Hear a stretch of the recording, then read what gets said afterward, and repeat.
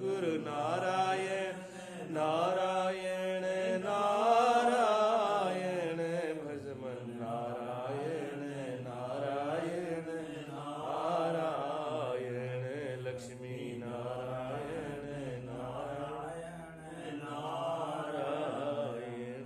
बोलिए सतगुरुदेव भगवान की जय हो।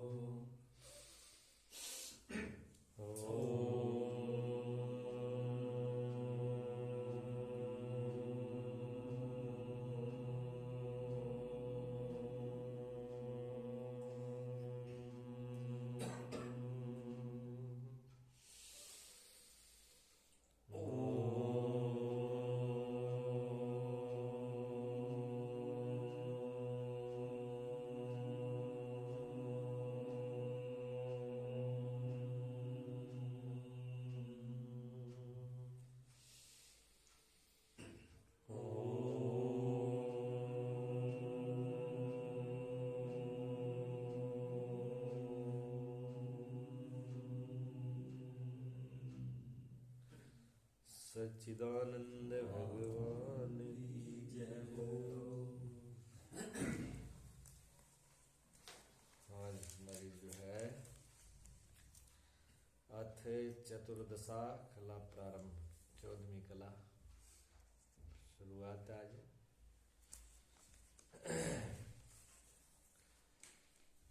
14वीं कला जो है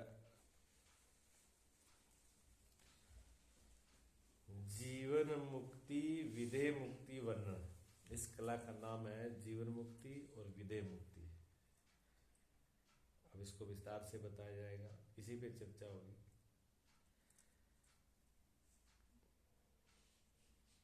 जब जानत है निज रूप ही को तब जीवन मुक्त सब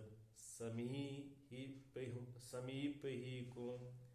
ब्रह्मबंध निवृत्ति संदेही को सुख संपत्ति होत गही को। विद्वान तजे इस देही को तब पावत मुक्ति विदेही को। तम लेस भजे सद नासी को तज देत प्रपंच अभासी को। सरिता इव सागर देसी को चिन्ह मात्र मिलाए विशेषी को।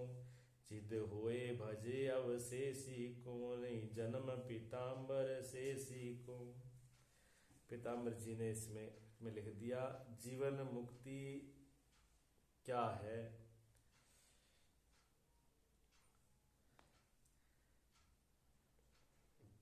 गुरु जी सुनाते थे ना कबीर साहब का दोहा कि जीवत ही समझे जीवत ही बूझे और जीवत ही ब्रह्म नासा और मरे मुक्ति कहे जो गुरु वो झूठे दे विधि विश्वासा। वो झूठे दिलासा देता है जो कहते हैं मरने के बाद मुक्ति होगी। मुक्ति का अनुभव जीते जी होता है, क्योंकि जीते जी तो समझ रहे हैं। जीते जब नींद आ जाती है गहरी सो जाते हैं तब तो होश नहीं रहता। मरने के बाद कौन देखेगा क्या हुआ। मरने के बाद में क्या हुआ किसने देखा, कहाँ जाएंगे। पहले ही निर्णय हो जाएगा कि गाड़ी में बैठने से पहले ही पता होना चाहिए भी हमको कहाँ जाना है और गाड़ी कहाँ जा रही है। ठीक है ना। अब वो शराब पियो था एक शराबी, वो चढ़ गया बस के अंदर। बस में चढ़ गया तो वो गलत बस में चढ़ गया। ठीक है, अब गलत बस में चढ़ गया तो फिर वो पूछता है जब टिकट, अब पहले तो पूछा उसने, बैठ गया। जब टिकट की बारी आई तब उसने कहा कि कहाँ जाना है, कि यहाँ के बस इधर नहीं, बस इधर को जाएगी। करो करो करो करो, ये बस जो है गलत दिशा में जा रही है। बस तो अपनी सही दिशा में जा रही है, तुम गलत दिशा में बैठे हो। बस वाला तो अपनी दिशा पर जिधर रूट है उधर ही लेके जा रहा है। कहता रोको रोके, बस गलत दिशा में जा रही है। उतारो यहाँ पर, तू पहले पूछ के चढ़ता है ना भी कौन सी दिशा में जाना है तुझे। बस तो अपनी दिशा में ही जा रही है। तो आदमी की हालत ये है कि वो नशे में बैठ तो कोई दूसरी गाड़ी में जाता है, फिर कहता है ये गाड़ी गलत दिशा में जा रही है। गलत दिशा में गाड़ी नहीं जाती, हम खुद ही चले जाते हैं। तो कोई कहाँ जाना है ये होश तो पहले होना चाहिए ना। लोग ज्यादातर कहते हैं मरने के बाद में पता नहीं कहाँ भेजेगा। कहाँ भेजेगा, जब आप जाओगे वहां भेजेगा। निर्णय तो आपके हाथ में है। परमात्मा ने आपको सब कुछ दे दिया, पूरी टिकट दे दी, पुरुषार्थ करने, मेहनत करने दे दिया, आपको कमाई करने के का साधन दे दिया, समझ दे दी, बुद्धि दे दी, मन बुद्धि इंद्रियां शरीर सब कुछ दे दिया, विवेक शक्ति दे दी, उसका उपयोग आप नहीं करो तो परमात्मा क्या करेगा? फिर परमात्मा का कोई दोष नहीं है कि कहाँ भेजेगा। परमात्मा तो जहां आप जाओगे वही भेज देगा। बड़े भाग मानुष तन पावा, ऐसे नहीं, दुर्लभ ये मनुष्य शरीर, दुर्लभ मनुष्य शरीर इसी बात के लिए है कि आपको पूरी स्वतंत्रता है, परमात्मा का कोई दबाव नहीं है आपके ऊपर। अगर आप नरक जाना चाहो तो परमात्मा 1% भी बीच में टांग नहीं अड़ाएगा, आपके हाथ में जाइए, ये किसी को रोकता नहीं है। लोग कहते हैं कि परमात्मा सब कुछ परमात्मा ही करता है, तो परमात्मा रोकता क्यों नहीं? यही तो परमात्मा की खूबी है कि सब कुछ होता है तो उसी की सत्ता से ही है, ताकत तो वही दे रहा है। अब सरकार ने आपको गद्दी पे बिठा दिया, गद्दी के ऊपर, अब गद्दी उठाने में आपको स्वतंत्रता, आप क्या कर रहे हो? करने के तो आप, अगर आपको सरकार ने रोक ही दिया भी आप कर ही नहीं सकते ये, फिर आपकी स्वतंत्रता कहाँ है? स्वतंत्रता तो तभी है नहीं आप कुछ भी कर सकते हो। हाँ, फिर उसमें लागू क्या होगा? अगर कानून के विरोध आपने काम किया तो फिर भुगतने के लिए तैयार रहना, ये जरूर है। ये कहिए कि मनमर्जी परमात्मा ने छूट दे दी भी आप जो चाहो वो कर सको, आप पूरे स्वतंत्र हो, लेकिन करने के लिए स्वतंत्र हो, भोगने के लिए नहीं। जब उसका फल बन के आएगा तो वो क्या होगा? आप अगर पुण्य का फल है तो सुख रूप में होगा, तो सुख तो हर कोई भोगना चाहता है। अगर उसने बुरा किया, पाप का फल क्या बनेगा? दुख रूप बनेगा। तो सुख भोग ले, और दुख भोगने की बारी आए तो कहते मैं तो नहीं भोग रहा। ऐसा नहीं चलता, फिर तो भोगना ही पड़ेगा उसको, कोई बचाने वाला नहीं है, कोई भी बचाने वाला नहीं है उसको, फिर उसको वो भोगना ही पड़ता है। उसमें भोगने के लिए प्रतंत्र है, लेकिन करने के लिए स्वतंत्र है। तो जहां जो जाना चाहे वो जा सकता है। कहां तक जा सकता है? जीते जी मुक्ति, जीवन मुक्ति, जीवन में रहते हुए भी मुक्ति का अनुभव। ज्ञान वो है जो जीते जी मुक्ति देता है। कीर्तन ज्ञान मुक्ति, ज्ञान से मुक्ति होती है। ज्ञान सब आजादी देता है। मुक्ति का मतलब होता है आजादी, परिपूर्ण रूप से स्वतंत्रता, कोई बंधन नहीं है। ठीक है। और इसमें दो शब्द दिए हैं, जीवन मुक्ति और विधेय मुक्ति। जीवन में मुक्ति और विधेय कहते हैं शरीर को। शरीर के रहते हुए भी शरीर से छूट जाना, एक इसका ये अर्थ भी होता है। और एक विधेय मुक्ति होता है शरीर को अलग कर, शरीर का छूट ही जाना, शरीर से मुक्त हो जाना, यानी शरीर से भी आत्मा का अलग होकर के शरीर का शांत हो जाना, जिसको आप लोग संसार में जिसको मौत कहते हैं, लेकिन ज्ञानी के लिए वो मौत नहीं होती। ज्ञानी के लिए विधेय मुक्ति है वो।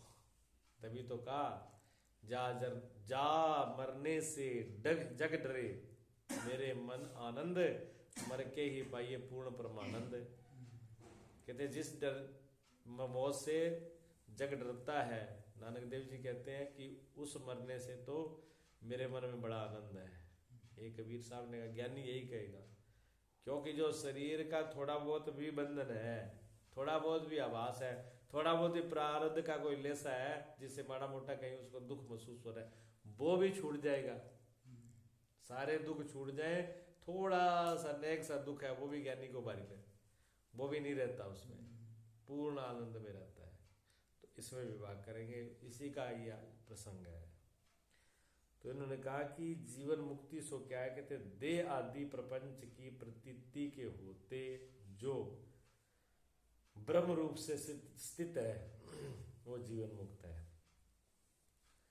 देह आदि, देह मैंने शरीर, मन, बुद्धि, इंद्रियां, और इसके साथ में पूरा संसार, प्रपंच जितना भी, प्रपंच में सभी कुछ आ जाता है, जो भी रूप रस गंध संसार में जो भी दिखाई दे रहा है, ये उसको प्रतीत हो रहे हैं।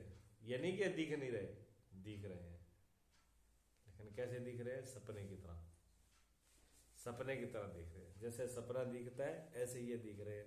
सपने की तरह देखते होते प्रतीत होते हुए भी जो ब्रह्म रूप में स्थित है, अपने ब्रह्म आत्म स्वरूप, ब्रह्म ने अपने आप व्यापक जो परमात्मा है, सब जगह परमात्मा है, सब जगह जो परमात्मा है, सिर्फ आत्मा ही नहीं कि अपने को एक रूप में देख रहा है कि मैं देखने वाला हूं, सब में मैं हूं, सब जगह मैं हूं, मैं चेतन हूं, ऐसा जो उस परमात्म सत्ता में स्थित है, रुका हुआ है, वो जीवन मुक्ति है। इसको जीवन मुक्ति बोलते हैं। तो जीवन मुक्ति के बड़े बड़े प्रमाण हैं, ऐसे नहीं है कि जीवन मुक्ति जो महान पुरुष बड़े रहे हैं, जिन्होंने पूरी ध्यान साधना योग उसके बाद में जो ज्ञान में स्थित हो गए, उनकी स्थितियां ऐसी हैं। पिछले प्रसंग में आपने पढ़ा था ना, 7 भूमिकाएं हैं। तो जिसकी जो 7वीं भूमिका पर पहुंच चुका है तो वो विदेह मुक्ति है, वो जीवन मुक्ति है। क्यों? परमात्मा में स्थित हो गया, वो उसका कोई बंधन नहीं है किसी प्रकार का, ना शरीर का बंधन है उसको, ना घर का बंधन, मोह ममता माया में कहीं उलझा ही नहीं है। क्यों? एक परमात्मा के अलावा कुछ है ही नहीं। जब एक परमात्मा के एक नूरते सब जग उपजया, को भला को मंदा, एक ही नूर से सब चीज पैदा हुई है, तो कौन भला करोगे? दुश्मनी किससे करोगे? जब एक ही है तो दुश्मनी और मित्रता करोगे किससे? दुश्मनी के लिए भी दूसरा चाहिए, मित्रता के लिए भी दूसरा चाहिए, तो दूसरा कोई है ही नहीं। अपने सिवाय अपनी सत्ता के अलावा दूसरा कोई है ही नहीं। पूरे लोकों में ब्रह्मांड में जो एक ही रह जाए, अब वो किससे लड़ेगा बताओ? है कोई लड़ने की जगह? उसकी किसी के साथ भी लड़ने की जगह नहीं है ही नहीं दूसरा। तो वहां अद्वैत एक है, क्योंकि दो नहीं है, और अनेक रूप नहीं है, इसलिए अद्वैत भी नहीं है।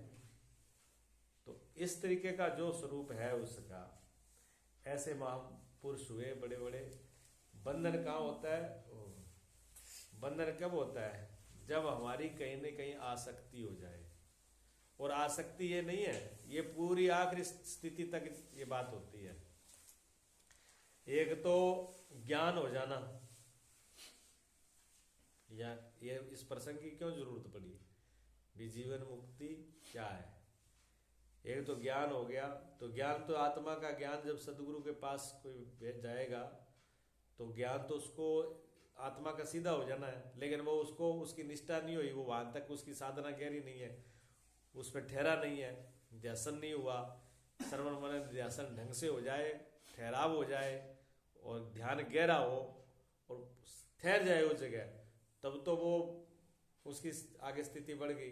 अब उसने ऐसे सुना और सुन करके हाँ ठीक है, आ गया समझ में। क्या समझ में आ गया? समझ में तो कुछ भी नहीं आया। जैसे सदगुरु ने कहा कि ऐसे करो, 1 कप चाय लेके आओ। अब उसने कहा, वो बैठा है, वो चेला बैठा हुआ है, गुरुजी ने पूछी कि मैंने कही, वो समझ में आ गई? हाँ गुरुजी समझ में आ गई, आपने कहा था 1 कप चाय लेके आओ। तो फिर बैठा का एक है समझ में आ गई तो फिर बैठा का एक है। समझ में आ गई होती तो 1 कप चाय लेके आता ना। तो सुनने वाले ऐसे भी होते हैं कि गुरुजी समझ में तो आ गई, आपने ये बोला था, तो वो बैठा वही है ना, वो ऊपर गया ना नीचे गया, चला जहाँ था वही खड़े है, जहाँ है वहीं पर खड़ा हुआ है। तो वो भी तो एक समझ है। बात समझ किस काम की है बताओ? वो समझ किस काम की है? और कहते गुरुजी बिल्कुल समझ गए, आपने बताया, वो सुन लिया, आपने कहा था 1 कप चाय लेके आओ। जब मर्जी पूछ लेना, आप सपने में रात को उठा के पूछो तभी बता देंगे हम, कल पूछ लेना तो भी बता देंगे। आपने यही बोला था कि 1 कप चाय लेके आओ। गुरुजी भी कहता भी शिष्य तो चेला तो जोरदार है, बड़ी तगड़ी पकड़ है, भूलता ही नहीं है, एक बार बता दो तो है। तो एक तो ज्ञान ये होता है कि सुन तो लिया लेकिन उसको गुना नहीं, मनन नहीं किया। गुना मनन करना, फिर निधियासन, उसके ऊपर ठहर जाना, मतलब उसी करनी, जैसी कहनी वैसी करनी जब जीवन में आ जाती है, जब करनी जीवन में आती है तब जीवन के अंदर घटित होता है। और करने की भी स्टेज है, फिर कितना करने पर भी वो कितना रुकता है, कितना फिसलता है। उसी से तो पिछले प्रसंग इसी बात का ही था। तो जब पूरा इसमें ठहर जाते हैं, ज्ञान की झलक आई झलक आने के बाद में फिर वो संसार की ज़्यादा प्रबलता है, संसार की तरफ झुकाव ज़्यादा है, वैराग्य कम है, विवेक की मध्यमता है, तो फिर वो दबने लगता है। ज्ञान होने के बाद भी वो संसार की सत्ता की तरफ फिर उसके अंदर उसका प्रभाव आने लगता है। वो नहीं आना चाहिए। अगर एक भी इच्छा आ गई तो वो भी बंधन का कारण बन जाएगी। इतना सावधान होना पड़ता है। ये नहीं कि ज्ञान होने के बाद में हम अपना कर्तव्य नहीं कर, जो आ गया सामने प्रारंभ रूप से, जो कर्तव्य है उसका वो करता रहेगा, उसमें दिक्कत नहीं है। देखो राजा भरत, जिसके नाम से ये देश का नाम पड़ा, अपने देश का नाम किसके नाम से पड़ा? राजा भरत के। भरत इतने बलवान और इतने बुद्धिमान और इतने तपस्वी थे कि भारत देश से पहले जो नाम था वो अजनाव था। अजनाव तो शुरू में था, फिर आर्यवर्त हुआ, ठीक है ना। पहले अजनाव था, फिर आर्यवर्त हुआ। उसमें जब राजा भरत हुए तो इसका वो नाम, उनके नाम से इतना प्रतापी, इतने महान थे वो कि उनके नाम से ये भारत, जैसे सरकार के अंदर कितने और भी एमएलए हैं, कितने एमपी हैं, कितने विधायक हैं, कितने कार्यकर्ता हैं, पर नाम क्या होता है? मोदी। कोई कुछ बीजेपी वाला हो, कुछ भी बिगड़ जाए तो मोदी। किसी ने बीजेपी वाला ने किसी ने गड़बड़ कर दी, चाहे उनका कुत्ते बिल्ले ने भी कहीं पेशाब कर दिया तो वो कहेगा मोदी पेशाब कर गया। मोदी इतना मशहूर हो गया ना, फिर कोई काम हो तो पहले मोदी पर ही जाते हैं। पूरे वर्ल्ड के अंदर मोदी मोदी प्रसिद्ध हो गया। ऐसे भरत राजा जो इतने प्रतापी थे कि देश का नाम ही बदल गया उनके नाम से। देश का नाम बदला भरत। तो बहुत टाइम तक उन्होंने राज किया, यज्ञ किए, पूजन किए, संतों के सेवी थे, सत्संगी थे, और सत्संगी के राज किया, धर्म कर्म किया। लास्ट में जाकर के उन्होंने कहा अब मेरा जीवन जो है, बहुत राज भोग लिया, बहुत कुछ कर लिए, बड़े लड़ाइयाँ भी करी, भी किए, सब कुछ देख लिया, अब इस जीवन के लिए भी तो कुछ करना चाहिए। तो सब छोड़ छाड़ के जंगल में चले गए थे। जंगल में रहना, अपने घास पत्ती फुटकाना, थोड़ा यज्ञ करना, ध्यान करना, एक नदी के किनारे वहीं स्नान करना, वहीं फूल पत्ती खा करके अपने हर वक्त ध्यान सिमरन में रहने लगे। प्रारब्ध बस कुछ ऐसा समय आया कि नदी पर स्नान करने को गए जैसे ही भरजी, और उधर एक शेर जो है, सिंह हिरनी का पीछा कर रहा है, और वो सिंहनी जो है भागती हुई आती है, और वो वही नदी को अंदर छलांग मार के निकलती है। वो नदी से छलांग मार के निकलती है तो गर्भवती होती है हिरनी। हिरण का कहते हैं जो जिगर होता है, कलेजा होता है, वो कमजोर होता है, हृदय की कमजोर होती है, मन की कमजोर होती है, तो वो घबरा बहुत जल्दी जाती है। तो एक तो वो पीछे से शेर की दाढ़ मारी हुई थी तो उससे घबराई हुई थी, एक उसने ताकत लगाई इसके अंदर, तो एक ताकत और एक घबराहट से तो वो बच्चा जो था अगर वो तो नदी में गिर गया वहीं, और हिरनी जैसे करके किनारे पे पड़ी। जैसे वो किनारे पे गई, हिरनी ने प्राण त्याग दिए।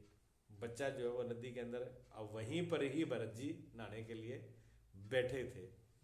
उन्होंने कहा ये तो बहुत गलत हुआ, तो अब हिरनी तो खत्म ही होगी, तो बच्चा तो है, इसको चलो बचा लें। और चल, और सहज भी था, स्वाभाविक भी था कि कोई जीव हमारे सामने ही मर रहा हो तो उसको बचाना हमारा कर्तव्य है, बचाना चाहिए। और जिसमें दया भाव साधु था तो साधु में दया भाव तो होता ही है। उनको दया आई, उन्होंने उसको नहाया धोया, पहुँच पाँच के कैसे उसको थोड़ा दूध पिलाकर उस बच्चे को उन्होंने बचा लिया। बच्चा बच गया, बच्चा बच गया, बच्चा बड़ा हो गया, खेलने लगा। अब वो जैसे ही ध्यान करते हैं, सिमरन करते हैं, लेकिन ध्यान में बच्चे का रहता है कि बच्चे कोई जानवर ना खा जाए, बच्चा कहीं जंगल में ना चले जाए। ऐसे कुछ टाइम के बाद ही वो ध्यान करते करते क्या हुआ, वो ध्यान में बैठे, बच्चा उनकी आंखों से ओझल हो गया। अब उन्होंने कहा बच्चा पता नहीं कहाँ गया, किस जंगल में गया, और कोई जानवर नहीं खा जाए। ये उनका अंदर से, बच्चे के अंदर उनका इतना लगाव हो गया कि अब वो जब ना खाने पीने लगा, चरने घूमने फिरने लगा, तो अब उनसे उनको वृत्ति हटा देनी चाहिए थी, लेकिन वो वृत्ति हटा नहीं पाई, क्योंकि उन्होंने पाला पोसा, छोटे से दूध पिलाया, तो वो दिमाग उनका वही वृत्ति उनमें घूम गई। देखो कितना बड़ा, कितनी रानियां, कितने राजपाट, कितने सोने के सिंहासन, कितना कुछ छोड़ के गए थे। वो बहुत कुछ छोड़ के गए, और एक हिरण के अंदर उनकी वृत्ति लग गई, और इधर मृत्यु का समय हो गया, उधर शरीर छूट गया, भरत जी का शरीर छूटा। भरत जी का शरीर छूटा तो हिरणी के गर्भ में जाना पड़ा उनको। ये मत भागवत जी की कथा ही है, भागवत जी के अंदर पूरा विस्तार से लिखा है। उनको गर्भ के अंदर जाना पड़ा, किसके? हिरणी के। लेकिन पीछे का ज्ञान ध्यान याद थी उनको। जैसे एक व्यक्ति धर्म कर्म पूजा पाठ में लगा और कुसंगवश किसी कारणवश गलत जगह पर पहुंच जाए, शराबी कबाबी बुरे लोगों के अंदर, चोरों के अंदर पहुंच जाएगा किसी भी कारण से, लेकिन वो अपनी याद भूलेगा नहीं भी मैं क्या था। हाँ, वो पीछे वाले संस्कार उसके जाते नहीं है।